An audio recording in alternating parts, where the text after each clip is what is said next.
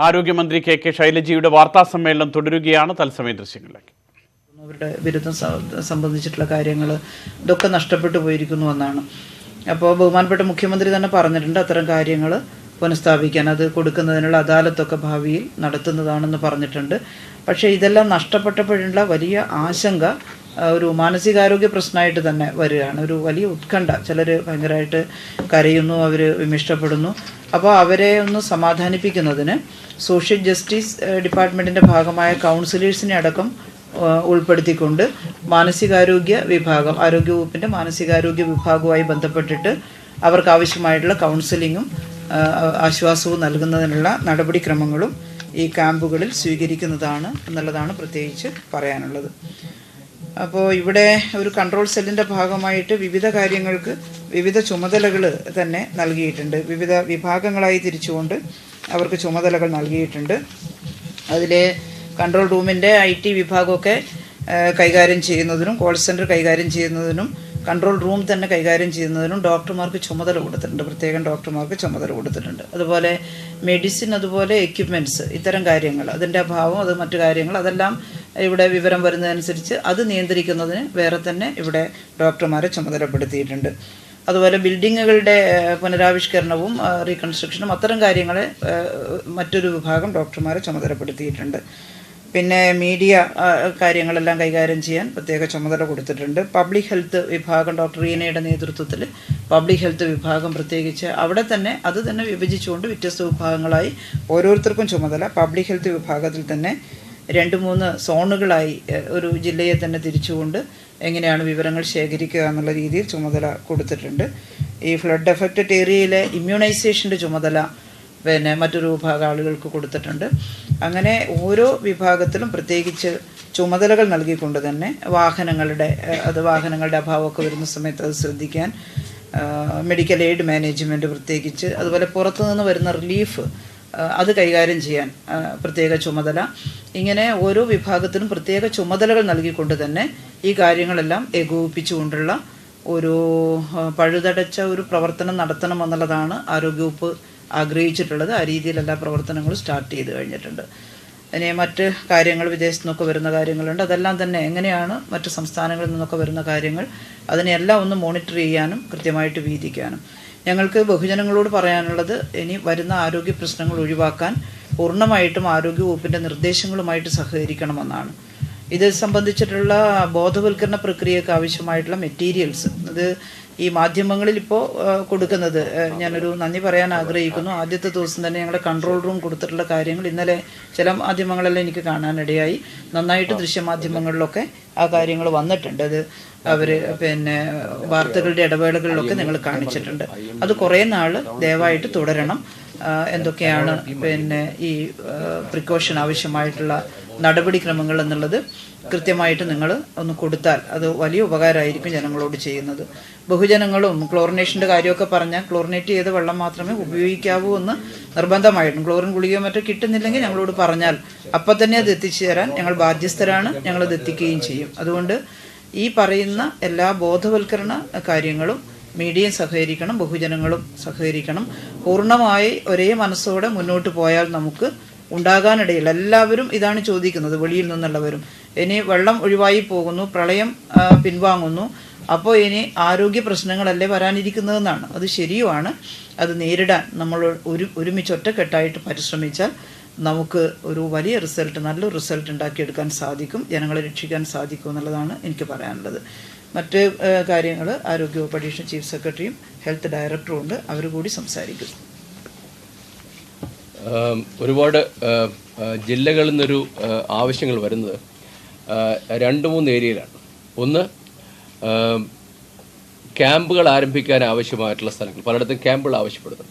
അപ്പോൾ DHSൻ്റെ സൈറ്റിൽ ആരോഗ്യമന്ത്രി കെ ശൈലജ മാധ്യമങ്ങളോട് സംസാരിക്കുകയായിരുന്നു. തത്സമയ ദൃശ്യങ്ങളാണ് കണ്ടത്. വെള്ളം പിൻവാങ്ങുകയാണ്, പ്രളയം പിൻവാങ്ങുകയാണ്, പ്രളയാനന്തരം വരാനിരിക്കുന്ന രോഗങ്ങൾ, പകർച്ചവ്യാധികളെക്കുറിച്ച് കൂടുതൽ ജാഗ്രത വേണം. ആരോഗ്യവകുപ്പ് നൽകുന്ന നിർദ്ദേശങ്ങൾ പൊതുജനങ്ങൾ അതുപോലെ അനുസരിക്കണം. അതോടൊപ്പം തന്നെ ഉള്ള സംശയങ്ങൾ ബന്ധപ്പെട്ട ആരോഗ്യ വിദഗ്ധരോട് ചോദിച്ചറിയുകയും അതിനനുസരിച്ച് പ്രവർത്തിക്കുകയും വേണം എന്നുള്ളതാണ് ആരോഗ്യവകുപ്പിൻ്റെ ഏറ്റവും പ്രധാനപ്പെട്ട നിർദ്ദേശം. ആ നിർദ്ദേശങ്ങളാണ് ആരോഗ്യമന്ത്രി വിശദീകരിച്ചത്. മറ്റു വാർത്തകളിലേക്ക്.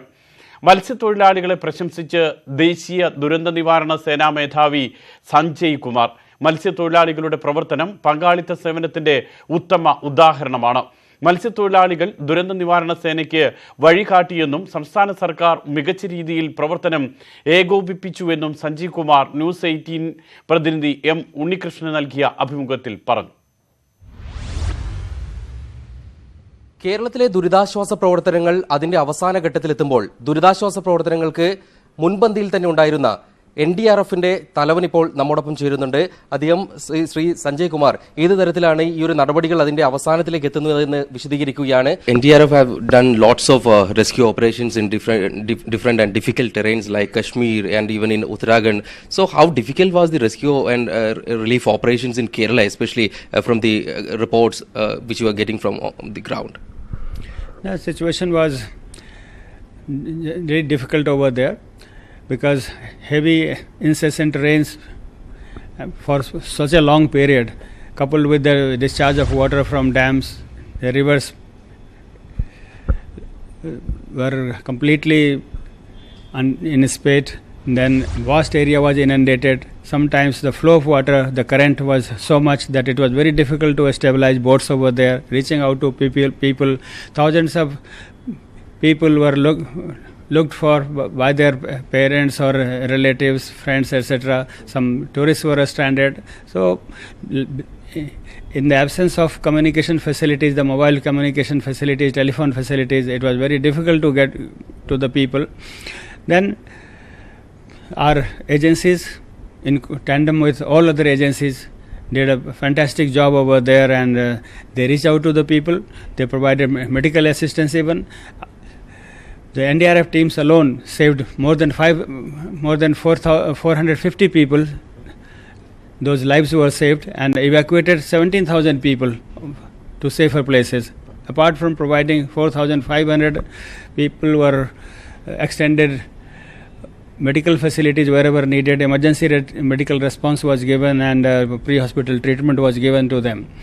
In such a situation, though it was a formidable task, but then it never proved to be forbidding. Our people kept on carrying out their task untiringly and round the clock. Coordination is a very important factor. So how was the coordination with the state government? Is the state government completely cooperated, or how is that experience? Yes, state government was able to coordinate these facilities, these works perfectly. We are in constant touch with the state government authorities. They had identified their nodal officers, and then state emergency operation centers were there. District administration also established their state district emergency operation centers. Control rooms were there, and officers attending to were quite responsive, and in close coordination with each other, all this task could be possible to be performed or successfully discharged. Fishermen were also actively participated in rescue operations, and they are nowadays they are completely engaged, and state government also announced a lot of support for them. So how the work of fishermen you are looking, and you are also coordinated with them? Yes, they did a fantastic job and provided human service to the people over there. Being locals, they had the strength of idea of the terrain and the water conditions over there. These people worked in tandem with us. They are acting as guides also, and wherever needed, we provided them with all those equipments, etc., in carrying out their works efficiently. Indeed, they came to rescue of so many people because they had boats. They knew the local conditions over there. They knew the paths. They knew the locality, etc., and the likely disaster that could be over there. So with their strength, we worked in tandem with each other, and we provided these services successfully to the people. It's like National Army and the local army. Yes, definitely everybody has role, and they are the first responders also, because being local, they were first to respond. All other teams kept on pouring from other places. They had to depend to the local guides to the for these rescue works, etc., and distribution of relief materials. Then in searching the people who might be stranded on those localities and their whereabouts were not known, and their kith and kin were looking for their welfare, etc., inquiring about those. So and they did a fantastic job round the clock over there, and their numbers were used. So that way the local strength was perfectly utilized, and it was an example of exemplary example of coordination as well as providing the services in a coordinated manner. Okay, ഏതായാലും കേരളത്തിന് ആവശ്യമായ എല്ലാ സഹായങ്ങളും തുടർന്നും നൽകും. NDRFന് വളരെ മികച്ച രീതിയിൽ പ്രത്യേകിച്ച് മത്സ്യത്തൊഴിലാളികൾ അടക്കമുള്ള പ്രാദേശിക ജനതയുടെ സഹകരണത്തോടെ നടപ്പാക്കാൻ കഴിഞ്ഞിട്ടുണ്ട് എന്ന് തന്നെയാണ് NDRFന്റെ തലവൻ വ്യക്തമാക്കുന്നത്. ഡൽഹിയിൽ നിന്നും cameraman KP ധനേഷിനും PG പ്രബോധനുമൊപ്പം M Unnikrishnan, news 18.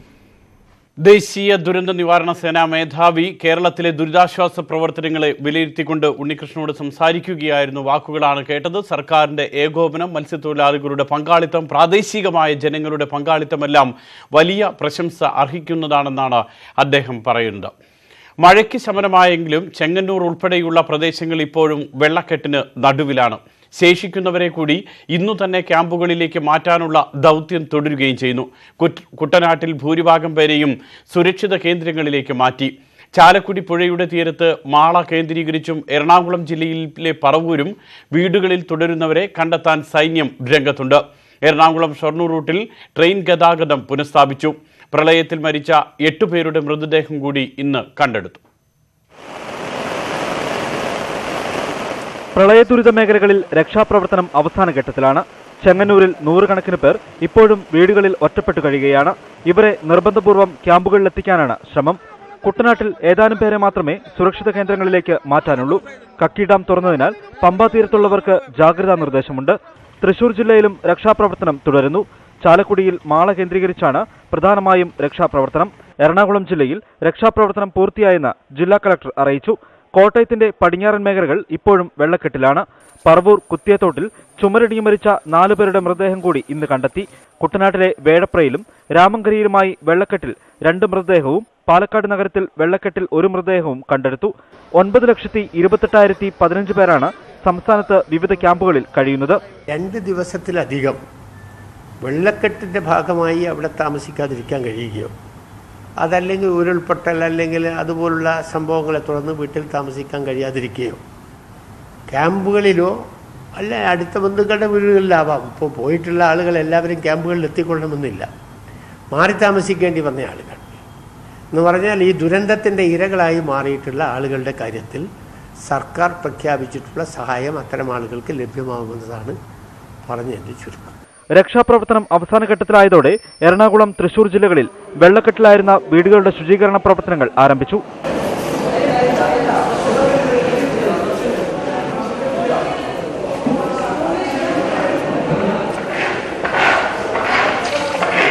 സ്ഥിതി നിയന്ത്രണ വിധേയമായതിനാൽ എറണാകുളം ഷൊർണൂർ റൂട്ടിൽ ട്രെയിൻ ഗതാഗതം പുനഃസ്ഥാപിച്ചു. നിർത്തിവച്ചിരുന്ന KSRTC ദീർഘദൂര ബസ് സർവീസുകളും പുനഃസ്ഥാപിച്ചിട്ടുണ്ട്. കൊച്ചി നാവിക വിമാനത്താവളത്തിൽ നിന്നും യാത്രാ വിമാനങ്ങൾ സർവീസ് തുടങ്ങി.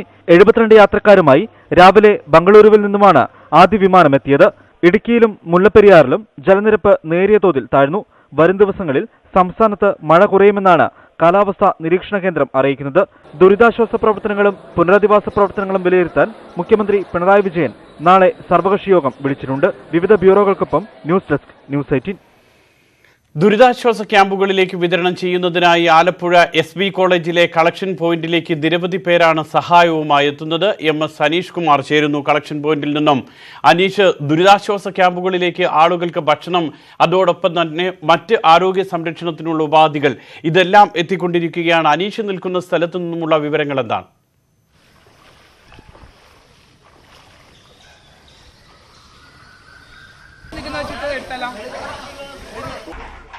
ചങ്ങനാശ്ശേരി. ഈ ചങ്ങനാശ്ശേരിയിലെ എല്ലാ കോളേജുകൾ, സ്കൂളുകൾ, മറ്റ് പൊതു ഇടങ്ങളെല്ലാം ദുരിതബാധിതരെ കൊണ്ട് നിറഞ്ഞിരിക്കുന്നു.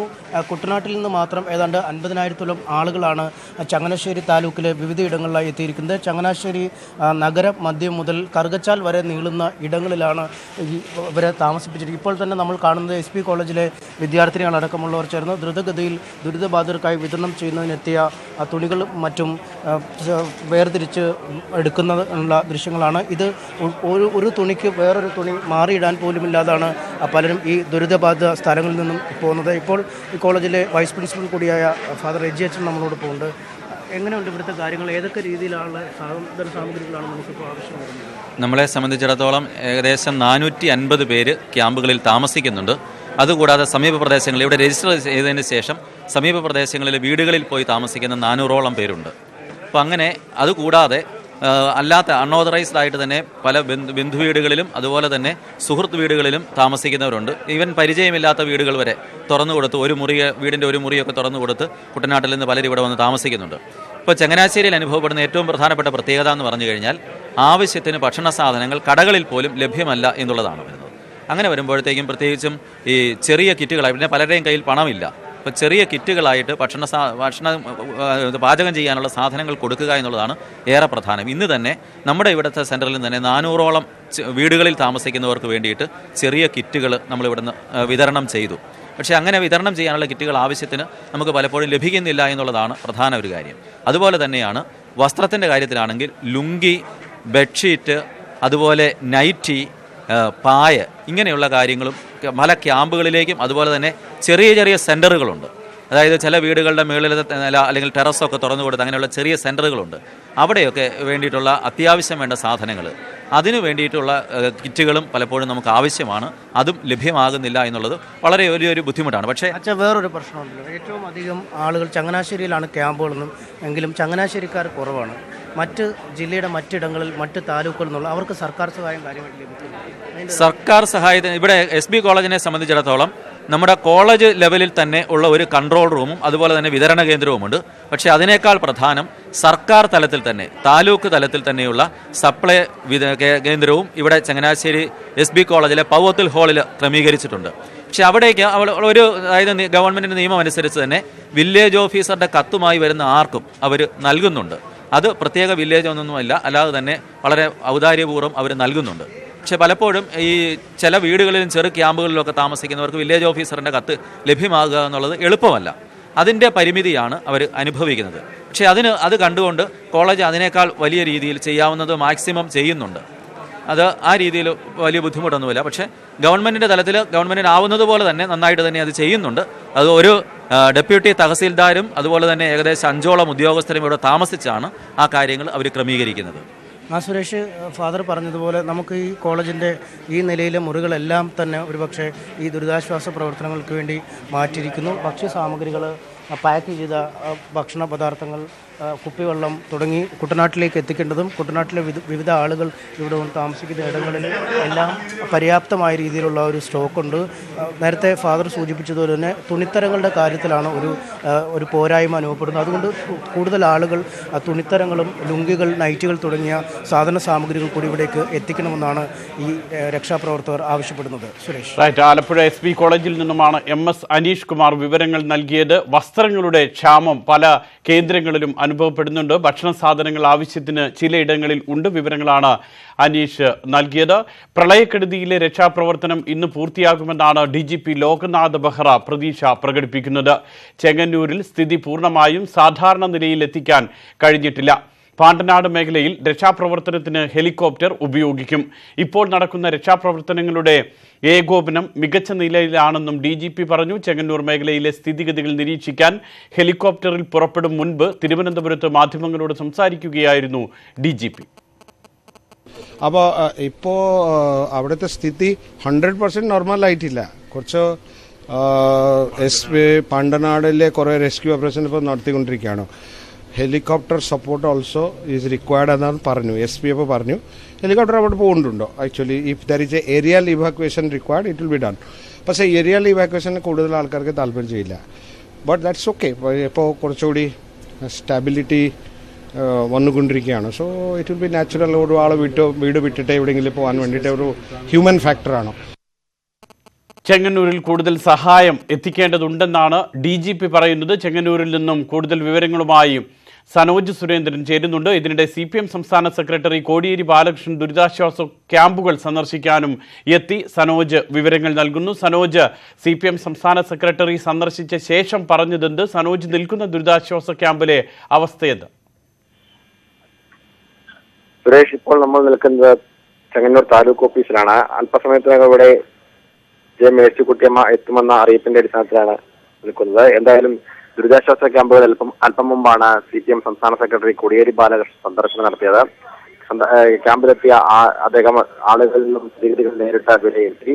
അദ്ദേഹത്തിന് മുമ്പിൽ വസ്ത്രങ്ങൾ കിട്ടാതെ ഒരേ വസ്ത്രം ഇട്ടുകൊണ്ട് ദിവസങ്ങളോളം കഴിയേണ്ടി വന്ന ചില ആളുകൾ തങ്ങളുടെ ദുഃഖം, ബുദ്ധിമുട്ടുകൾ അദ്ദേഹത്തിന് മുന്നിൽ പ്രകടിപ്പിച്ചു. തുടർന്ന് അദ്ദേഹത്തിന്റെ നിർദ്ദേശം തുറന്ന മറ്റു പ്രവർത്തകർ ക്യാമ്പിൽ കഴിഞ്ഞവർക്ക് വസ്ത്രവും എത്തിച്ചു നൽകി. എന്തായാലും സന്ദർശനത്തിന് ശേഷം പുറത്തിറങ്ങിയ അദ്ദേഹം നമ്മളോട് വ്യക്തമാക്കിയത് ദുരിതാശ്വാസ പ്രവർത്തനത്തിന് ഒരു മാതൃകാപരമായ സമീപനമാണ് കേരളത്തിലുണ്ടായത്. കക്ഷി രാഷ്ട്രീയ ഭേദമന്യേ എല്ലാവരും യോജിച്ച ഒരു പ്രവർത്തനമായിരുന്നു. അതിന്റെ അടിസ്ഥാനത്തിൽ നല്ല നിലയിൽ ആ ദുരന്തത്തെ നേരിടാൻ നമുക്ക് കഴിഞ്ഞിട്ടുണ്ട്. ഒപ്പം നിരവധി ആളുകളെ രക്ഷപ്പെടുത്താൻ കഴിഞ്ഞു. ഈ ഒരു സഹകരണത്തിൽ കേന്ദ്ര സർക്കാരിന്റെ ഭാഗത്തും സഹകരണം ഉണ്ടായിട്ടുണ്ട്. എങ്കിലും കൂടുതൽ സഹായങ്ങൾ കേന്ദ്ര സർക്കാരിൽ നിന്നും പ്രതീക്ഷിക്കുന്നു. ഒരു കൂട്ടായ തീരുമാനമാണ് ഈ കാര്യത്തിൽ ഉണ്ടാവേണ്ടത്. സർക്കാർ അത്തരത്തിലൊരു സഹായം നൽകുമെന്നാണ് പ്രതീക്ഷിക്കപ്പെടുന്നത്. ആദ്യഘട്ടത്തിൽ 500 കോടിയാണ് ലഭിച്ചതെങ്കിലും കൂടുതൽ സഹായം പ്രതീക്ഷിക്കുന്നതായും കോടിയേരി വ്യക്തമാക്കി. CPM സംസ്ഥാന സെക്രട്ടറി കോടിയേരി ബാലകൃഷ്ണൻ ചെങ്ങന്നൂരിലെ ദുരിതാശ്വാസ ക്യാമ്പ് സന്ദർശിച്ചതിന്റെ വിവരങ്ങളാണ് സനോജ് സുരേന്ദ്രൻ നൽകിയത്. വാർത്തകൾ തുടരുന്നു. കോട്ടയം ജില്ലയിൽ ഏറ്റവും കൂടുതൽ വെള്ളപ്പൊക്ക ഭീഷണി നേരിടുന്ന മേഖലയാണ് വൈക്കം. വൈക്കത്തെ എഴുമാതുരുത്ത് അടക്കമുള്ള പ്രദേശങ്ങളിൽ ഇപ്പോഴും വെള്ളക്കെട്ടാണ്. G. ശ്രീജിത്തിന്റെ റിപ്പോർട്ട്. ഇപ്പോൾ വൈക്കം എഴുമാതുരുത്ത് മേഖലയിലാണ് ഉള്ളത്. ഇവിടെയും ഏതാണ്ട് പൂർണ്ണമായും വെള്ളം നിറഞ്ഞു നിൽക്കുന്ന ഒരു കാഴ്ച തന്നെയാണ് കാണാൻ സാധിക്കുന്നത്. ചേച്ചി, വീട്ടിൽ വെള്ളം കയറിയിട്ട് ഇറങ്ങിയോ? തിരിച്ച് താമസം അങ്ങോട്ടായോ? ഇല്ല.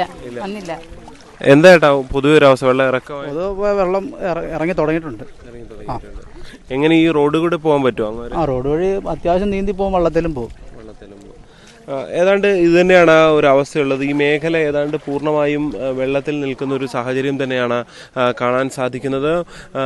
ഏതാണ്ട് കോട്ടയം ജില്ലയിലെ കുമരകം പോലെയുള്ള പടിഞ്ഞാറൻ മേഖല തന്നെ ഏതാണ്ട് ആ മേഖലയിലൊക്കെ ഉള്ളതുപോലെ തന്നെ ഇവിടെയും വെള്ളക്കെട്ട് രൂക്ഷമായി തുടരുന്ന ഒരു കാഴ്ച തന്നെയാണുള്ളത്. ഇവിടെ നിന്നും വള്ളങ്ങൾ ഇവിടെ തയ്യാറാക്കി ഇട്ടിട്ടുണ്ട്. താഴ്ന്ന അത്യാവശ്യങ്ങൾ വീട്ടിലേക്ക് വെള്ളം ഇറങ്ങാൻ മറ്റും പോകുന്നവർ ഈ വള്ളങ്ങളിൽ പോയി തിരിച്ചു വരുന്ന ഒരു കാഴ്ചയാണ് ഉള്ളത്. എന്തായാലും ഈ മേഖലയിലും വെള്ളക്കെട്ട് രൂക്ഷമായി തുടരുകയാണ്. ുള്ള വിവരങ്ങളാണ് G. ശ്രീജിത്ത് നൽകിയത്. സമാനതകളില്ലാത്ത ദുരിതാശ്വാസ പ്രവർത്തനങ്ങളാണ് നടക്കുന്നതെന്ന് മന്ത്രി MM മണി. ഇടുക്കി ജില്ലയിൽ ഇതുവരെ 53 പേർ മരിച്ചു. വിവിധ ക്യാമ്പുകളിലായി 35,000-ഓളം ആളുകൾ കഴിയുന്നുണ്ട്. ദുരന്തത്തെ ആത്മധൈര്യത്തോടെ നേരിട്ടെന്നും എല്ലാവരും സജീവമായ പ്രവർത്തനങ്ങളാണ് നടത്തുന്നതെന്നും മന്ത്രി പറഞ്ഞു. ഇടുക്കിയിൽ മലയോര മേഖലയിലെ വിവിധ ക്യാമ്പുകളിൽ മന്ത്രി സന്ദർശനം നടത്തി. ഒരു വലിയ സമാനതകളില്ലാത്ത ദുരന്തമാണ് വന്നത്. അതിനെ ആ നിലയിൽ നല്ല ആത്മധൈര്യത്തോടു കൂടിയാണ് സംസ്ഥാന ഗവൺമെൻറ്റും കേന്ദ്ര സേനയുടെ എയർഫോഴ്സ്, നാവികസേന അവരുടെ സഹായത്തോടുകൂടി നേരിട്ടത്. ജനങ്ങളും തദ്ദേശ സ്വയംഭരണ സ്ഥാപനങ്ങളുമെല്ലാം വല്ല മാതൃകാപരമായാണ് പ്രവർത്തിച്ചത്. സർക്കാരിന്റെ ദുരിതാശ്വാസ നിധിയിലേക്ക് 1 ഏക്കർ സ്ഥലം സംഭാവനയായി നൽകാൻ തയ്യാറെടുത്ത് വിദ്യാർത്ഥികൾ. കണ്ണൂർ കണ്ടക്കാളി ഷേണായി സ്മാരക ഹയർ സെക്കൻഡറി സ്കൂൾ വിദ്യാർത്ഥികളായ VS സ്വാഹയും സഹോദരൻ ബ്രഹ്മയുമാണ് മനുഷ്യസ്നേഹത്തിന്റെ ഉത്തമ മാതൃകയാകുന്നത്. ഒരു മഹാപ്രളയത്തിൽ നിന്ന് കരകയറുവാൻ കേരളം ഒന്നിച്ചു പോരാടുമ്പോൾ അതിനോടൊപ്പം പങ്കാളികളാകുകയാണ് 2 വിദ്യാർത്ഥികൾ. പയ്യന്നൂരിനടുത്തുള്ള മാവിച്ചേരിയിലെ 2 വിദ്യാർത്ഥികൾ. ഇവർ തങ്ങളുടെ കുടുംബസ്വത്തിൽ നിന്ന് 1 ഏക്കർ സ്ഥലം ഈ ദുരിതാശ്വാസ പ്രവർത്തനത്തിന് വിട്ടു നൽകാനുള്ള തയ്യാറെടുപ്പിലാണ്. എന്നോടൊപ്പം ഈ 2 കുട്ടികളാണുള്ളത്, സ്വാഹയും ബ്രഹ്മയും. സ്വാഹ, എന്താണ് ഈ ദുരിതാശ്വാസ പ്രവർത്തനത്തിന് വേണ്ടി 1 ഏക്കർ സ്ഥലം വീട്ടിൽ നിന്ന് വിട്ടുകൊടുക്കണം എന്നാണ് ആവശ്യപ്പെട്ടത്? എങ്ങനെയാണ് അത് അങ്ങനെ ഒരു ആഗ്രഹം തോന്നിയത്? പത്രത്തിലും ടി വിയിലെല്ലാം കുറേ ദുരിതങ്ങൾ, അവരുടെ വീട് എല്ലാം നഷ്ടപ്പെട്ടവർ, അപ്പോൾ അവർക്ക് വേണ്ടിയിട്ട് എന്തെങ്കിലും ചെയ്യാം, അപ്പോൾ ആവുന്നത് ചെയ്യാം. അപ്പോൾ 1 ഏക്കർ സ്ഥലം എഴുതി കൊടുക്കാം എന്ന് തീരുമാനിച്ചു. അത് അച്ഛനോട് ചെന്ന് പറയുകയും ചെയ്തു. അപ്പോൾ അച്ഛൻ എന്താണ് പറഞ്ഞത്? അച്ഛൻ സമ്മതിച്ചു, കൊടുക്കാന്ന് പറഞ്ഞു. ഇത് ആരെയാണ് ഇത്തരം ഒരു ആഗ്രഹം ആദ്യം അറിയിച്ചത്, ഇത് തീരുമാനിച്ചതിന് ശേഷം? അച്ഛനെ. പിന്നെ അധ്യാപകരോടും പറഞ്ഞു? അച്ഛൻ, ഇവിടെ വീട്ടിലെല്ലാവരും പറഞ്ഞു, പിന്നെ അവസാനം മാഷിന് എഴുതി കൊടുത്തു. ഷേണായി സ്മാരക സ്കൂളിലെ വിദ്യാർത്ഥിയാണ് ബ്രഹ്മ, സഹോദരനാണ്. ചേച്ചി ഇങ്ങനെ ഒരു കാര്യം പറഞ്ഞപ്പോൾ എന്ത് തോന്നി? സന്തോഷം തോന്നി. എന്നിട്ട് അച്ഛനും ഒക്കെ ആയിട്ട് ഈ വിഷയം ചർച്ച ചെയ്തോ? എന്നിട്ട് എല്ലാവരും സമ്മതിച്ചു. എന്നിട്ട് മാഷോട് പോയി പറഞ്ഞു. അപ്പം മാഷ് എന്താണ് നിങ്ങൾക്ക് ഇത് നല്ല ഉദ്യമമാണെന്ന് പറഞ്ഞൊരു പിന്തുണയാണോ നൽകിയത്? നന്നായി. ഇനിയും ഇങ്ങനെ ഓരോരോ ആൾക്കാരെന്നും ചെയ്യാൻ അവരെ പ്രേരിപ്പിക്കുന്നു, അങ്ങനെ ഓരോന്ന് പറഞ്ഞു. ഇത് എവിടുത്തെ സ്ഥലമാണ് നൽകുന്നത്? എവിടുത്തെ സ്ഥലമാണ്? കാങ്കോളിന്റെ അടുത്താണ്. അവിടെയുള്ള 9 ഏക്കർ സ്ഥലത്തിൽ 1 ഏക്കറാണ് കൊടുക്കാൻ തീരുമാനിച്ചത് അല്ലേ? ഈ കുട്ടികൾ ഇങ്ങനെ ഒരു ആഗ്രഹമായി വന്നപ്പോൾ എന്താണ് അച്ഛൻ പറഞ്ഞത്? എന്താണ് നിങ്ങൾക്ക് തോന്നിയത്? അമ്മയാണ് സ്വാഹയുടെ, എന്താണ് അവർക്ക് തോന്നിയത്? സന്തോഷം. ഇതിലൊരു വേദനയും തോന്നിയില്ല? അത് കൊടുക്കണം, അവരുടെ കടമയാണെന്ന് തന്നെയാണ് തോന്നിയത്. പൈസ ആയിട്ട് കൊടുക്കാൻ ഇപ്പോൾ ഇല്ല, അതുകൊണ്ട് സ്ഥലമായിട്ട് കൊടുത്തു. കേരളത്തിൽ ഇത്ര വലിയ ഒരു ദുരിതാശ്വാസ പ്രവർത്തനം നടക്കുമ്പോൾ സാമ്പത്തികമായി അവരെ സഹായിക്കാൻ തങ്ങൾക്ക് കഴിയില്ലെങ്കിലും തങ്ങളുടെ ഭൂമി നൽകിക്കൊണ്ട് അവരുടെ ഈ ഉദ്യമത്തിൽ പങ്കാളികളാകാനാണ് ഈ കുടുംബം ആഗ്രഹിക്കുന്നത്. ആ ഭൂമി അങ്ങോട്ടേക്ക് മാറ്റിക്കൊടുക്കുക, സർക്കാരിനേക്ക് എഴുതി കൊടുക്കാനും അതിനുവേണ്ടിയുള്ള തയ്യാറെടുപ്പുകളിലാണ് ഇപ്പോൾ ഈ കുടുംബം. ക്യാമറമാൻ സുമേഷ് മൗറയ്ക്കൊപ്പം മനു ഭരത്, ന്യൂസ് 18, കണ്ണൂർ. സ്നേഹത്തിൻ്റെയും കാരുണ്യത്തിൻ്റെയും ഏറ്റവും ഉദാഹരണമായ, എല്ലാവരെയും ഏറെ സ്പർശിക്കുന്ന 2 സഹോദരങ്ങൾ, അവരുടെ വാക്കുകളും അവർ എന്താണ് ചെയ്യാൻ പോകുന്നത്, നൽകാൻ പണമില്ലാത്തപ്പോൾ എന്ത് നൽകുന്നു എന്നുള്ള വാക്കുകളുമാണ് നമ്മൾ കേട്ടത്. മറ്റു വാർത്തയിലേക്ക് വന്നാൽ, കൊച്ചി നാവികസേന വിമാനത്താവളത്തിൽ നിന്നും യാത്രാ വിമാന സർവീസ് ആരംഭിച്ചു. 70 സീറ്റുകളുള്ള വിമാനങ്ങളാണ് സർവീസ് നടത്തുന്നത്. നെടുമ്പാശ്ശേരി അന്താരാഷ്ട്ര വിമാനത്താവളം ഈ മാസം 26 വരെ അടച്ചിട്ട സാഹചര്യത്തിലാണ് നാവികസേന വിമാനത്താവളം അടിയന്തിരമായി തുറന്നത്.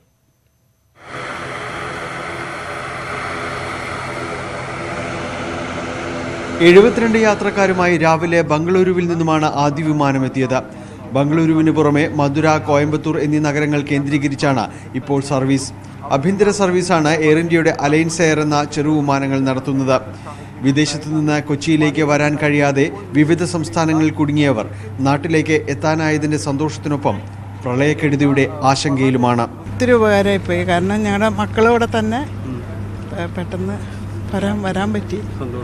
വരാനിരുന്നായിരുന്നു, അന്നേരമാണ് ഇങ്ങനെ ഇത് വന്നപ്പോൾ പിന്നെ പ്രളയ വാർത്തകളൊക്കെ അറിഞ്ഞിരുന്നു. എല്ലാം ഞങ്ങൾ TV ഫുൾ ടൈം കണ്ടുകൊണ്ടിരിക്കുകയായിരുന്നു. രാത്രിയും പകലും ഇല്ലാതെ കണ്ടുകൊണ്ടിരിക്കുകയായിരുന്നു. നല്ല ടെൻഷനായിരുന്നു. ഇന്ന് 8 സർവീസുകളാണ് ക്രമീകരിച്ചിരിക്കുന്നത്. നാളെ 4 സർവീസുകൾ എയർ ഇന്ത്യ നടത്തുന്നുണ്ട്. സ്വകാര്യ കമ്പനിയായ ഇൻഡിഗോ ഇന്ന് പരീക്ഷണ പറക്കൽ നടത്തും. നാളെ മുതൽ സർവീസ് ആരംഭിക്കാനാണ് പദ്ധതി. ചുരുങ്ങിയ സമയത്തിനുള്ളിലാണ് നാവികസേന വിമാനത്താവളം സൈനികേതര ആവശ്യത്തിനായി പ്രവർത്തന സജ്ജമാക്കിയത്. The Cochin International Airport Limited, as all of you are aware, has been shut down for reasons beyond our control. This is not as big a facility as that, but we would like to extend all the facilities available within the Navy's air station for civil operations, so that life can slowly come back to normal for the people of Kerala. കൊച്ചിയുടെ ആദ്യകാല വിമാനത്താവളം 18 വർഷങ്ങൾക്കു ശേഷമാണ് മറ്റു വിമാനങ്ങൾക്കായി തുറക്കുന്നത്. പ്രളയജലത്താൽ തകർക്കപ്പെട്ട സംസ്ഥാനത്തിന്റെ ഗതാഗത മാർഗങ്ങൾ ഒന്നൊന്നായി പുനഃസ്ഥാപിക്കപ്പെട്ടുകൊണ്ടിരിക്കുകയാണ്. ഇപ്പോൾ വ്യോമഗതാഗതവും യാഥാർത്ഥ്യമായിരിക്കുന്നു. നെടുമ്പാശ്ശേരി വിമാനത്താവളം തുറക്കുന്നതുവരെ കൊച്ചിയിലെ നാവികസേന ആസ്ഥാനത്തുള്ള വിമാനത്താവളമായിരിക്കും ഇനി കൊച്ചിയിലേക്ക് എത്തുന്ന വ്യോമഗതാഗതം വഴിയുള്ള സഞ്ചാരികളുടെ ആശ്രയം. നാവികസേന വിമാനത്താവളത്തിൽ നിന്നുകൊണ്ട് ക്യാമറമാൻ ഷിജയം ജെയിംസിനൊപ്പം ഡാനി പോൾ, ന്യൂസ് 18. എറണാകുളത്തു നിന്ന് തന്നെയുള്ള മറ്റു വാർത്തയിലേക്കാണ്. എറണാകുളത്തെ ഭൂരിഭാഗം പ്രദേശങ്ങളിലെയും റോഡ് ഗതാഗതം പുനഃസ്ഥാപിച്ചതോടെ ബസ്സുകൾ ഓടിത്തുടങ്ങി. എന്നാൽ പറവൂരിലെയും കോതമംഗലത്തെയും വിവിധ പ്രദേശങ്ങളിലേക്കുള്ള ബസ് സർവീസ് പുനരാരംഭിക്കാൻ കഴിഞ്ഞിട്ടില്ല. അതേസമയം എറണാകുളം ഷൊർണൂർ റൂട്ടിൽ റെയിൽ ഗതാഗതം പുനഃസ്ഥാപിച്ചു. എറണാകുളം ജില്ലയിലെ ഭൂരിഭാഗം പ്രദേശങ്ങളിലെയും വെള്ളക്കെട്ട് മാറിയതോടെയാണ് ബസ് സർവീസുകൾ പുനരാരംഭിച്ചത്. എന്നാൽ പറവൂർ കോതമംഗലം താലൂക്കിലെ വിവിധ പ്രദേശങ്ങളിൽ ഇപ്പോഴും വെള്ളക്കെട്ട് രൂക്ഷമാണ്. അതിനാൽ ഇവിടേക്ക് ബസ്സുകൾ സർവീസ് നടത്തുന്നില്ല. വൈക്കം വഴി കോട്ടയത്തേക്കുള്ള ബസ് സർവീസുകളും പുനരാരംഭിച്ചിട്ടില്ല. വൈക്കം വഴി പോകേണ്ട കോട്ടയം ബസ്സുകൾ ആ റൂട്ടിൽ വണ്ടി ഓടുന്നില്ല. പിന്നീടുള്ളത് കോതമംഗലത്തിനപ്പുറത്തേക്ക് അടിമാലി, മൂന്നാർ, കട്ടപ്പന, കുമളി ആ ഭാഗത്തേക്കുള്ള ബസ്സുകളൊന്നും പോകുന്നില്ല. മാക്സിമം നമുക്ക് കോതമംഗലം വരെ ഓപ്പറേറ്റ് ചെയ്യാൻ പറ്റുന്നുള്ളൂ. തീരദേശമാണെങ്കിൽ പറവൂർ വരെ നമുക്ക് ഓപ്പറേറ്റ് ചെയ്യാൻ പറ്റുന്നുണ്ട്. അതിനപ്പുറത്തേക്ക് ഇതൊരു ഗതാഗതയോഗ്യമായ റോഡായിട്ടില്ല.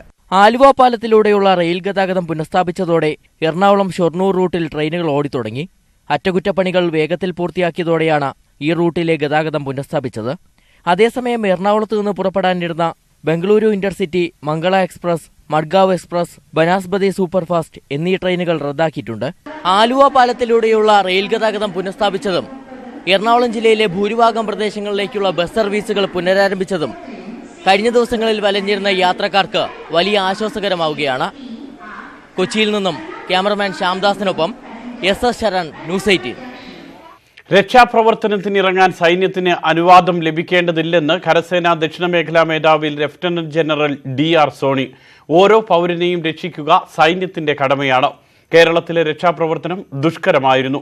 സർക്കാരിന്റെയും സേനയുടെയും സംയുക്തമായ രക്ഷാപ്രവർത്തനമാണ് നടന്നതെന്നും അദ്ദേഹം പാങ്ങോട് സൈനിക കേന്ദ്രത്തിൽ മാധ്യമങ്ങളോട് പറഞ്ഞു. It is a very, very tough call. It has been a very, very well coordinated effort by the state government, by the central government, by the army, the navy, air force, the NDRF, everyone has pitched in. ദുരന്തം നേരിടാൻ കേരളം ഒരുമിച്ച് നിന്നുവെന്ന് പ്രതിപക്ഷ നേതാവ് രമേശ് ചെന്നിത്തല. കക്ഷി രാഷ്ട്രീയത്തിനതീതമായി എല്ലാവരും ഒരേ മനസ്സോടെ നിന്നു. മത്സ്യത്തൊഴിലാളികൾ നൽകിയ സേവനം മികച്ചതാണെന്നും പുനരധിവാസത്തിനായി പ്രത്യേക വകുപ്പ് രൂപീകരിക്കണമെന്നും രമേശ് ചെന്നിത്തല അഭിപ്രായപ്പെട്ടു. രക്ഷാപ്രവർത്തനത്തിൽ കേരളം ഒരു മനസ്സോടുകൂടി പ്രവർത്തിച്ചതുപോലെ പുനരധിവാസത്തിന്റെ കാര്യത്തിലും ഒരുമിച്ച് നിൽക്കണമെന്നാണ് UDFന് പറയാനുള്ളത്. പുനരധിവാസത്തിന് വേണ്ടി സംസ്ഥാന സർക്കാർ പ്രത്യേക വകുപ്പ് രൂപീകരിച്ചുള്ള പ്രവർത്തനം നടത്തണം. മറ്റ് സംസ്ഥാനങ്ങളിൽ അത് ചെയ്യാറുണ്ട്. സത്യത്തിൽ ദുരന്ത നിവാരണത്തിന് വേണ്ടി പ്രത്യേക വകുപ്പ് ഉണ്ടാകേണ്ടതാണ്. ദേശീയ ദുരന്തമായി പ്രഖ്യാപിച്ചാൽ കേരളത്തിനും കൂടുതൽ സാമ്പത്തിക സഹായം ലഭിക്കുമെന്നാണ് കോൺഗ്രസ് പ്രവർത്തക സമിതി അംഗം AK ആന്റണിയുടെ വാക്കുകൾ. ദുരിതാശ്വാസ ഏകോപനത്തിന് കുറെ കൂടി ശ്രദ്ധ വേണം. സേനയിലെ വിദഗ്ധർക്ക് കൂടുതൽ സഹായം ചെയ്യാൻ കഴിയുമെന്നും AK ആന്റണി പറഞ്ഞു. ഇതൊരു സംസ്ഥാനം മുഴുവൻ ഏതാണ്ട് നശത്തിലേക്ക് പോയിരിക്കുകയാണ്. അതുകൊണ്ട് ഇതും ഒരു ദേശീയ ദുരന്തത്തിന് സമാനമായിട്ടുള്ള ദുരന്തം തന്നെയാണ്. അത് പ്രധാനമന്ത്രി തുറന്ന് പ്രഖ്യാപിച്ചാൽ അതിന് പ്രയോജനം കേന്ദ്രത്തിൻ്റെ സാമ്പത്തിക സഹായം മാത്രമല്ല, ഇന്ത്യയുടെ പ്രധാനമന്ത്രി കേരളം എൻ്റെ ഇന്ത്യ രാജ്യത്തുള്ള ഒരു സംസ്ഥാനം നാശത്തിലേക്ക് പോയിരിക്കുന്നു, ആ സംസ്ഥാനത്തെ രക്ഷിക്കണമെന്ന് അഭ്യർത്ഥന വെച്ചാൽ ഇന്ത്യയിലെ മറ്റ് സംസ്ഥാനങ്ങളിലെ നല്ല മനുഷ്യരെല്ലാം ഇപ്പോൾ ചെയ്യുന്നതിൻ്റെ 10 മടങ്ങ് സഹായം കേരളത്തിലേക്ക് എത്തിക്കും. പക്ഷേ ഇതിൻ്റെ 10 മടങ്ങ് സഹായം കേന്ദ്രത്തെ ഭാഗത്തുണ്ടാകണം. സാമ്പത്തിക സഹായം മാത്രമല്ല, കേന്ദ്രത്തിലെ വകുപ്പുകളുടെ എല്ലാം സഹായം കേരളത്തിൻ്റെ പുനർനിർമ്മാണത്തിന് ആവശ്യമാണ്. വിവാദ ജർമ്മൻ യാത്രയിൽ മന്ത്രി K രാജുവിനോട് CPI വിശദീകരണം തേടും. CPI സംസ്ഥാന എക്സിക്യൂട്ടീവ് ഇക്കാര്യം ചർച്ച ചെയ്യും. അടുത്ത മാസം 4-ന് സംസ്ഥാന എക്സിക്യൂട്ടീവും തുടർന്ന് സംസ്ഥാന കൗൺസിലും ചേരും. പ്രളയക്കെടുതികൾക്കിടെ മന്ത്രി K രാജു ജർമ്മനിയിലേക്ക് പോയത് തെറ്റെന്ന് സംസ്ഥാന സെക്രട്ടറി കാനം രാജേന്ദ്രൻ പറഞ്ഞു. ഇത്തരമൊരു സന്ദർഭത്തിൽ അദ്ദേഹം പോയത് ശരിയായില്ല എന്ന് പാർട്ടിക്ക് തോന്നിയതുകൊണ്ടാണ് അദ്ദേഹത്തോട് അടിയന്തരമായി തിരിച്ചു വരാൻ പറഞ്ഞത്. അതനുസരിച്ച് അദ്ദേഹം തിരിച്ചു വരുന്നുണ്ട്. ബാക്കി കാര്യങ്ങൾ പാർട്ടിക്കുള്ളിൽ ചർച്ച ചെയ്യേണ്ടതും തീരുമാനിക്കേണ്ടതുമായ കാര്യങ്ങളാണ്. തൃശൂരിൽ മാളയ്ക്ക് സമീപം ഒറ്റപ്പെട്ട പ്രദേശങ്ങളിൽ സൈന്യത്തിന്റെ നേതൃത്വത്തിൽ രക്ഷാപ്രവർത്തനം അവസാന ഘട്ടത്തിലെത്തി. ആതിരപ്പള്ളിയിലേക്കുള്ള വഴി അടഞ്ഞതോടെ ഷോളയാർ ഡാമിൽ കുടുങ്ങിയ 8 KSEB ജീവനക്കാരെ രക്ഷപ്പെടുത്തി. ഇരിങ്ങാലക്കുടയ്ക്ക് സമീപം 8 മുനയിൽ ബണ്ട് തകർന്ന് ഒരു ഗ്രാമം പൂർണ്ണമായും വെള്ളത്താൽ ഒറ്റപ്പെട്ടു. കഴിഞ്ഞ ബുധനാഴ്ചയാണ് KSEB ജീവനക്കാർ ഷോളയാർ ഡാമിന് സമീപത്തെ ഓഫീസ് കെട്ടിടത്തിൽ കുടുങ്ങിയത്. മഴ കനത്തതോടെ ആതിരപ്പള്ളിയും വാൽപ്പാറയും ബന്ധിപ്പിക്കുന്ന റോഡുകൾ ഉരുൾപൊട്ടലിലും മണ്ണിടിച്ചിലും തകർന്നു. ജീവനക്കാരെ വ്യോമമാർഗം രക്ഷിക്കാൻ ഇന്നലെ ഹെലികോപ്റ്റർ എത്തിയെങ്കിലും പ്രതികൂല കാലാവസ്ഥയെ തുടർന്ന് നടന്നില്ല. തുടർന്ന് ഇന്ന് നടത്തിയ രക്ഷാപ്രവർത്തനത്തിലാണ് ജീവനക്കാരെ രക്ഷപ്പെടുത്തിയത്. ഇവരെ ഹെലികോപ്റ്ററിൽ തൃശൂരെത്തിച്ചു. ജില്ലയിലെ മറ്റിടങ്ങൾ പ്രളയക്കെടുതി അതിജീവിക്കുമ്പോൾ ഇരിങ്ങാലക്കുട 8 മുനയിൽ കരിമാലൂർ പുഴയിൽ വീണ്ടും ബണ്ട് തകർന്നു. വീടുകൾ വെള്ളത്തിനടിയിലായതിനെ തുടർന്ന് ചേർപ്പ് പഞ്ചായത്തിലെ ആയിരക്കണക്കിന് ആളുകളെ മാറ്റിപ്പാർപ്പിച്ചു. എട്ടുമന, പനങ്കുളം, ഊരകം, പടിഞ്ഞാറ്റുമുറി എന്നിവിടങ്ങളാണ് ദുരിതത്തിലായത്. ഇറിഗേഷൻ ജീവനക്കാരുടെ അനാസ്ഥയാണ് വെള്ളം കയറാൻ കാരണമെന്നാണ് ആരോപണം. ഇല്ലിക്കൽ ബണ്ട് പൊട്ടുന്നതിന് മുന്നേ ഞങ്ങൾ ഉദ്യോഗസ്ഥരെയും നേതാക്കളെയൊക്കെ അറിയിച്ചു. ആരും ഇവിടേക്ക് തിരിഞ്ഞു നോക്കുകയോ ഒരു സഹായം ചെയ്യുകയോ ഒന്നും ചെയ്തില്ല. അതിൻ്റെതായിട്ട് ബണ്ട് പൊട്ടി. ഇപ്പോൾ വെള്ളം ഞങ്ങളുടെ ഭാഗങ്ങളിലൊക്കെ വീടിൻ്റെ ഒരു നില ഫുള്ളായിട്ടും വെള്ളത്തിനടിയിലാണ്. പശുക്കൾ, മൃഗങ്ങളെല്ലാം നശിച്ചുപോയി, ഒലിച്ചുപോയി. മാളയ്ക്ക് സമീപത്തെ ഒറ്റപ്പെട്ട പ്രദേശങ്ങളായ കുണ്ടൂർ, പുത്തൻവേലിക്കര, പുത്തൻചിറ, കൊടുങ്ങല്ലൂർ എന്നിവിടങ്ങളിൽ സൈന്യത്തിന്റെ സഹായത്തോടെ രക്ഷാപ്രവർത്തനം പുരോഗമിക്കുന്നു. വെള്ളമിറങ്ങി വീടുകളിൽ തിരിച്ചെത്തിയവർ ഭാവിയോർത്ത് പകച്ചു നിൽക്കുകയാണ്. കുറച്ച് ആൾക്കാരെ രക്ഷപ്പെടുത്താൻ പറ്റി. അവരൊക്കെ ഒരു കണക്കിന് ക്യാമ്പിൽ, താണശ്ശേരി ക്യാമ്പിൽ പെട്ട്. അതിൽ 3 വീടുകൾ അവർ നിസ്സഹായരാണ്. കിഡ്നിക്ക് അസുഖമുള്ള ഒരു അശോകൻ എന്ന് പറഞ്ഞ അവൻ്റെ വീട് പോയി. അതല്ലാണ്ട് ഉണ്ണി എന്ന് പറഞ്ഞ അവൻ്റെ വീട് പോയി. ഞങ്ങൾക്ക് എങ്ങനെ രക്ഷപ്പെടുത്തി എടുക്കാമെന്ന് ഒരു രക്ഷയില്ല. ഞങ്ങൾക്ക് ഒരു ഐഡിയ ഇല്ല. ഇവിടെ എല്ലായിടത്തും വെള്ളം. ഞങ്ങളൊക്കെ വിചാരിച്ച് ഇപ്പോഴും വെള്ളം വരില്ല എന്ന് വെച്ചിട്ട് വീട്ടിൽ നിന്ന് ഇറങ്ങാണ്ടിരുന്നു. ലാസ്റ്റ് പിള്ളേരെയും ഇവരെയൊക്കെ കൂടി പുറത്തിറങ്ങി മാത്രമേ എനിക്ക് ഓർമ്മയുള്ളൂ. പിന്നെ ഞാൻ വന്ന് വീട് തുറന്നു നോക്കി. എൻ്റെ ജീവിതകാലം ഇപ്പം 45 വയസ്സായി. ജീവിതകാലം മുഴുവനും ഉണ്ടാക്കിയതൊക്കെ പോയി. ഇനി എങ്ങനെ ഉണ്ടാകുമെന്ന് എനിക്കറിയില്ല. പ്രളയക്കെടുതിയിൽ ജില്ലയിൽ ഇന്ന് ഒരാൾ കൂടി മരിച്ചു. ആമ്പല്ലൂർ എടക്കുനി 50 വയസ്സുകാരൻ ചന്ദ്രനാണ് മരിച്ചത്. വെള്ളമിറങ്ങിയപ്പോൾ വീടുകളിലേക്ക് മടങ്ങിയെത്തിയവർ തീർത്തും നിരാശരാണ്. പ്രളയക്കെടുതിയെ അതിജീവിച്ചുവെങ്കിലും അനിശ്ചിതത്വത്തിലായ ഭാവിയോർത്ത് പകച്ചു നിൽക്കുകയാണ് ദുരിതബാധിതർ. ക്യാമറാമാൻ ഇമാനുവൽ തോമസിനോടൊപ്പം സുവി വിശ്വനാഥൻ, ന്യൂസ് 18 തൃശൂർ. അതേസമയം കാലവർഷക്കെടുതിയിൽ ഒറ്റപ്പെട്ട നെല്ലിയാമ്പതിയിലേക്ക് 10 അംഗ മെഡിക്കൽ സംഘം യാത്ര തിരിച്ചു. പോത്തുണ്ടിയിൽ നിന്നും കാൽനടയായാണ് സംഘം പോയത്. ഇന്നലെ നെല്ലിയാമ്പതിയിലേക്ക് ഒറ്റയ്ക്ക് പോയ ഡോക്ടർ സജീഷ് തിരിച്ചെത്തി. പ്രസാദ് ഉടുമ്പശ്ശേരി തയ്യാറാക്കിയ റിപ്പോർട്ടിലേക്ക്. നെല്ലിയാമ്പതിയെ എല്ലാവിധത്തിലും സഹായിക്കുന്നതിനുള്ള ശ്രമങ്ങളാണ് എല്ലാ ഭാഗത്തു നിന്നും ഉണ്ടാകുന്നത്. അവിടെ ഭക്ഷണ സാധനങ്ങളെല്ലാം തന്നെ ഏറെക്കുറെ എത്തിച്ചു കഴിഞ്ഞിരിക്കുന്നു. ഇനി അത് കൃത്യമായ പ്രദേശങ്ങളിൽ എത്തിക്കുക എന്നുള്ളത് മാത്രമാണ് ലക്ഷ്യം. നമ്മൾ ഇപ്പോൾ ഈ ദൃശ്യങ്ങളിൽ കാണുന്നത് ഇന്നലെ ആ പ്രദേശത്തേക്ക് നെല്ലിയാമ്പതിയിലേക്ക് നടന്നുപോയ ഡോക്ടർ സജീഷ് ഉൾപ്പെടെയുള്ള ആളുകൾ തിരിച്ചു വന്നുകൊണ്ടിരിക്കുകയാണ്.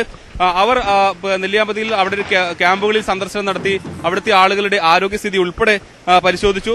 ഈ ദൃശ്യങ്ങളിൽ നമുക്ക് കാണാം വളരെ ദുഷ്കരമായ രീതിയിൽ വളരെ അപകടകരമായ സ്ഥലത്തുകളിലൂടെ സഞ്ചരിച്ചതിന് ശേഷമാണ് അവർക്ക് നെല്ലിയാമ്പതിയിൽ എത്താൻ കഴിഞ്ഞിട്ടുള്ളത്. ഡോക്ടർ ഉൾപ്പെടെയുള്ള സംഘം അത്രയേറെ പരിശ്രമിച്ചുകൊണ്ടാണ് ആ മേഖലയിലുള്ള ആളുകൾക്ക് അവരുടെ ആരോഗ്യസ്ഥിതി പരിശോധിക്കുന്നതിന് ഉൾപ്പെടെ ശ്രമങ്ങൾ നടത്തുന്നത്. നമുക്കറിയാം ദ്രുതകർമ്മ സേനയുടെ എല്ലാം നേതൃത്വത്തിൽ കഴിഞ്ഞ കുറെ ദിവസങ്ങളിലായി ആ പ്രദേശങ്ങളിലുള്ള ആളുകൾക്ക് എല്ലാവിധ സഹായവും ലഭ്യമാക്കുന്നതിനുള്ള നടപടികൾ അവരുടെ ഭാഗത്തുനിന്നുണ്ടാകുന്നു. ഭക്ഷണ സാധനങ്ങൾ ഉൾപ്പെടെ അവിടെ എത്തിക്കുന്നതിന് അവർ നേതൃത്വം നൽകുന്നു. അതോടൊപ്പം ആ പ്രദേശത്തേക്ക് കാൽനടയായി സഞ്ചരിക്കാൻ കഴിയുന്ന തരത്തിലെങ്കിലും എന്തെങ്കിലും ചെയ്യാൻ പറ്റുമോ എന്നതിന്റെ തീവ്ര ശ്രമങ്ങൾ നടക്കുന്നു. ഇപ്പോൾ ഇവിടെ ഈ ഉരുൾപൊട്ടൽ നടന്ന സ്ഥലത്ത് പോലും ഏതെങ്കിലും തരത്തിൽ വാഹനങ്ങൾ കടത്തിവിടാൻ പറ്റുന്ന തരത്തിലേക്ക് എത്തുക എന്നുള്ളതാണ്. നമ്മളോടൊപ്പം ഇപ്പോൾ നെല്ലിയാമ്പതിയിൽ നിന്നും പ്രസാദ് ഉടുമ്പശ്ശേരിയുടെ റിപ്പോർട്ടാണ് കണ്ടത്. തിരുവനന്തപുരത്ത് മത്സ്യത്തൊഴിലാളികൾക്ക് സ്വീകരണം നൽകുകയാണ്. അതിന്റെ തത്സമയ ദൃശ്യങ്ങളാണ് ഈ കാണുന്നത്. മന്ത്രി അടക്കമുള്ളവർ പങ്കെടുക്കുന്നുണ്ട്. ദുരിതാശ്വാസ പ്രവർത്തനത്തിൽ ഏറ്റവും അധികം മാതൃകാപരമായ പ്രവർത്തനം നടത്തിയത് കേരളത്തിന്റെ മത്സ്യത്തൊഴിലാളികളാണ്. കേരളത്തിന്റെ സ്വന്തം സേന എന്നാണ് ഇവരെ മുഖ്യമന്ത്രി പിണറായി വിജയൻ വിശേഷിപ്പിച്ചതും. മത്സ്യത്തൊഴിലാളികൾക്ക് സ്വീകരണം നൽകുന്നതിന്റെ തത്സമയ ദൃശ്യങ്ങളിലേക്ക്.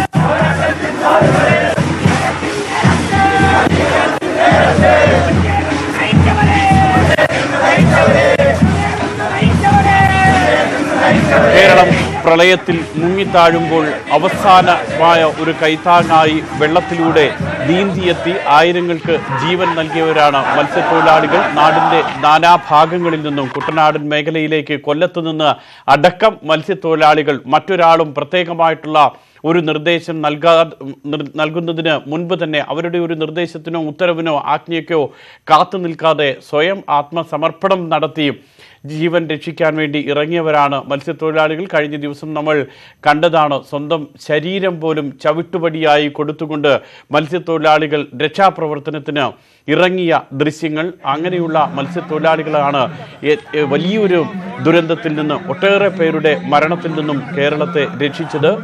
തീർച്ചയായും സ്വീകരണം അതോടൊപ്പം അഭിനന്ദനം എല്ലാം തന്നെ അർഹിക്കുന്നവരാണ് കേരളത്തിന്റെ സ്വന്തം സേനയായിട്ടുള്ള ഈ മത്സ്യത്തൊഴിലാളികൾ. ആ മത്സ്യത്തൊഴിലാളികൾക്കാണ് തിരുവനന്തപുരത്ത് സ്വീകരണം നൽകുന്നത്. അതിന്റെ തത്സമയ ദൃശ്യങ്ങളാണ് ഇപ്പോൾ കണ്ടുകൊണ്ടിരിക്കുന്നത്. മന്ത്രി കടകംപള്ളി സുരേന്ദ്രൻ അടക്കമുള്ളവർ ഈ ചടങ്ങിൽ പങ്കെടുക്കുകയും ചെയ്യുന്നുണ്ട്. ആരുടെയും നിർബന്ധത്തിന് വഴങ്ങിയല്ല, ആരുടെയും ആജ്ഞയ്ക്ക് കാത്തുനിന്നല്ല, സ്വയം രക്ഷാപ്രവർത്തനത്തിന് ഇറങ്ങിയവരാണ് കേരളത്തിന്റെ തെക്കും വടക്കും എല്ലാമുള്ള മത്സ്യത്തൊഴിലാളികൾ. ആ മത്സ്യത്തൊഴിലാളികൾക്ക്, തിരുവനന്തപുരത്തു നിന്നുമുള്ള മത്സ്യത്തൊഴിലാളികൾക്ക് സ്വീകരണം നൽകുന്നതിന്റെ ദൃശ്യങ്ങളാണ് ഈ കാണുന്നത്.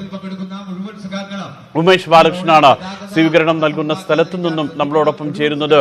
ഉമേഷ്, ഓരോരുത്തർക്കും അഭിമാനിക്കേണ്ടതും ഓരോരുത്തർക്കും മാതൃകയാക്കേണ്ടതുമായിട്ടുള്ള സേവനമാണ് ഇവർ ചെയ്തത്. അവരെ അഭിനന്ദിക്കുകയാണ് സമൂഹം ഒന്നാകെ. എന്താണ് അവിടെ നിന്നുമുള്ള വിവരങ്ങൾ ഉമേഷ്?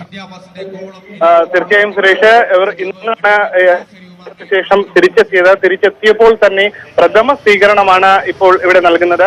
ഇതിന് പിന്നാലെ തദ്ദേശ സ്ഥാപനങ്ങളുടെ നേതൃത്വത്തിൽ വേറെ സ്വീകരണവും ഒരുക്കിയിട്ടുണ്ട്.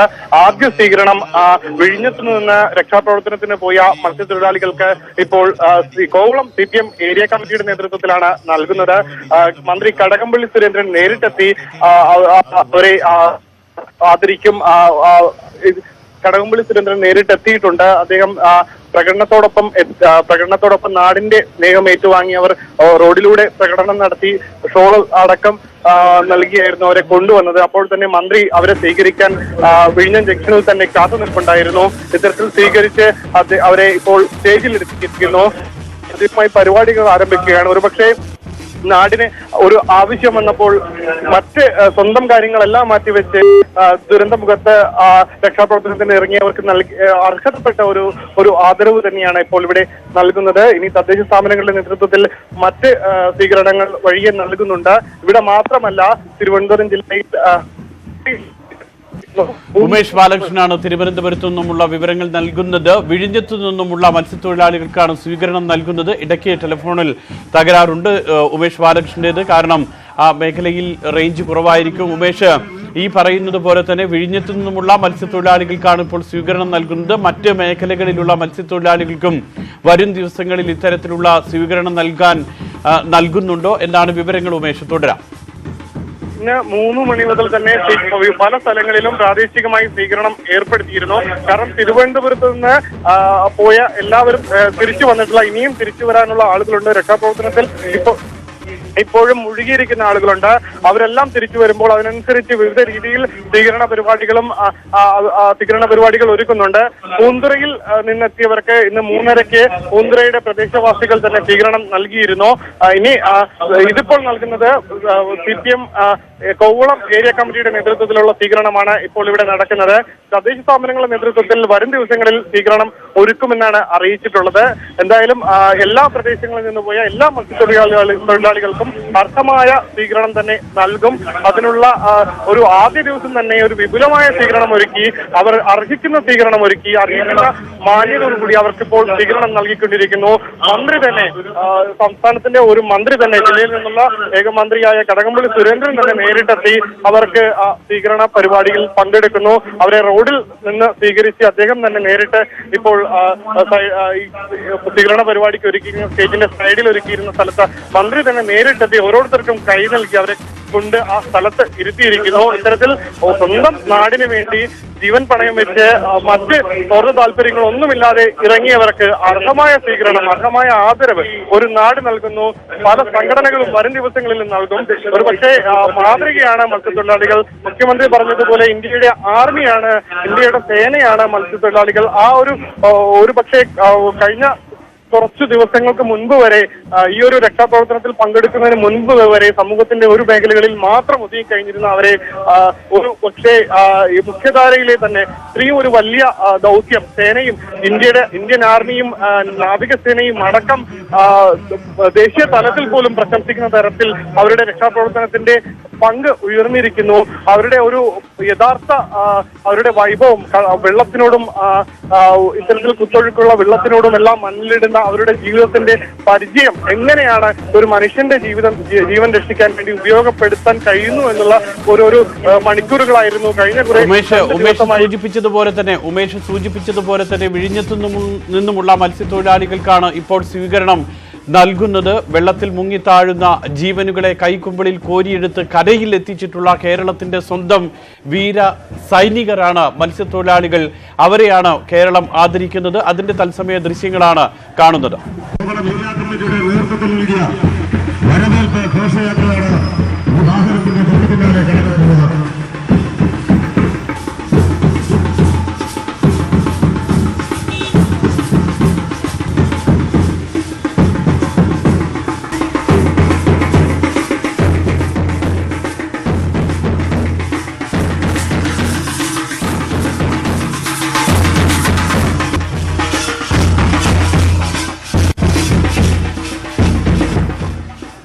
നമ്മുടെ കണ്ണീരിൻ്റെയും വേദനയുടെയും ഇടയിലാണ് ഈ കൊട്ടും ആരവവും നമ്മൾ കേൾക്കുന്നത്. അത്രത്തോളം ഇവർ അർഹിക്കുന്നത് തന്നെയാണ് ഈ സ്വീകരണം. ഒരിക്കൽ കൂടി ഉമേഷ് നേരത്തെ സൂചിപ്പിച്ചതുപോലെ തന്നെ പൂന്തറയിൽ നിന്നുമുള്ള മത്സ്യത്തൊഴിലാളികൾ നേരത്തെ എത്തിയിരുന്നു. ഇപ്പോൾ വിഴിഞ്ഞത്തു നിന്നുമുള്ള മത്സ്യത്തൊഴിലാളികളാണ് എത്തിയിരിക്കുന്നത്. ഇനിയും ഇവരുടെ കൂട്ടത്തിൽ രക്ഷാപ്രവർത്തനത്തിന് ദൂര ദിക്കിലേക്ക് പോയിട്ടുള്ള ആളുകൾ തിരിച്ചു വരാനുണ്ടോ ഉമേഷ്?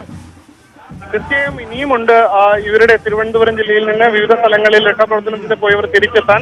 കാരണം പല ഗ്രൂപ്പുകളായിട്ടായിരുന്നു രക്ഷാപ്രവർത്തനത്തിന് ഇവരെ കൊണ്ടുപോയത്. കാരണം വള്ളങ്ങൾ കൊണ്ടുപോകണം, അതിനെ ലോറികളെല്ലാം കൃത്യസമയത്ത് കിട്ടുന്നതിനനുസരിച്ചായിരുന്നു ഇവരെ കൊണ്ടുപോയിക്കൊണ്ടിരുന്നത്. ഇനിയും രക്ഷാപ്രവർത്തനം നടക്കുന്ന സ്ഥലങ്ങളുണ്ട്, അവിടെ നിന്നും തിരിച്ചെത്തേണ്ടതുണ്ട്. അത്തരത്തിൽ ഇനിയും ആളുകൾ തിരിച്ചെത്താനുണ്ട്. അവരെല്ലാം സുരക്ഷിതർ തന്നെയെന്നാണ് മത്സ്യത്തൊഴിലാളികളും പറയുന്നത്. എന്തായാലും തിരുവനന്തപുരത്തെ സംബന്ധിച്ചിടത്തോളം, തിരുവനന്തപുരത്തെ മത്സ്യത്തൊഴിലാളികളെ സംബന്ധിച്ചിടത്തോളം ഓഖിക്ക് ശേഷം ഓഖിയിൽ ഒരുപക്ഷെ ഏറ്റവും കൂടുതൽ നഷ്ടമുണ്ടായത് മത്സ്യത്തൊഴിലാളികൾ തിരുവനന്തപുരത്തെ കടലോര മേഖലയിലുള്ളവർ തന്നെയായിരുന്നു. അത് ഏൽപ്പിച്ച ആഘാതം, ആ ആഘാതത്തിൽ നിന്ന് ഒരുപക്ഷെ ഒരു ആഘോഷ പരിപാടികളിലോ ഒന്നും പങ്കെടുക്കാതെ ആ ഒരു സമൂഹത്തിന്റെ മറ്റൊരു കോണിൽ മാത്രമായി ഒതുങ്ങി നിന്നിരുന്ന അവരെയും. ഉമേഷ് ബാലകൃഷ്ണനാണ് തിരുവനന്തപുരത്തു നിന്നുമുള്ള വിവരങ്ങൾ നൽകിയത്. ആളുകളെ രക്ഷിച്ച് വെള്ളത്തിൽ നിന്നും മുങ്ങിത്താഴുന്നവരെ രക്ഷിച്ച് കരയ്ക്ക് എത്തിച്ചിട്ടുള്ള മത്സ്യത്തൊഴിലാളികൾക്ക് തിരുവനന്തപുരത്ത് സ്വീകരണം നൽകുന്നു. വിഴിഞ്ഞത്തു നിന്നുമുള്ള വിവരങ്ങളാണ് ഉമേഷ് ബാലകൃഷ്ണൻ പങ്കുവച്ചത്.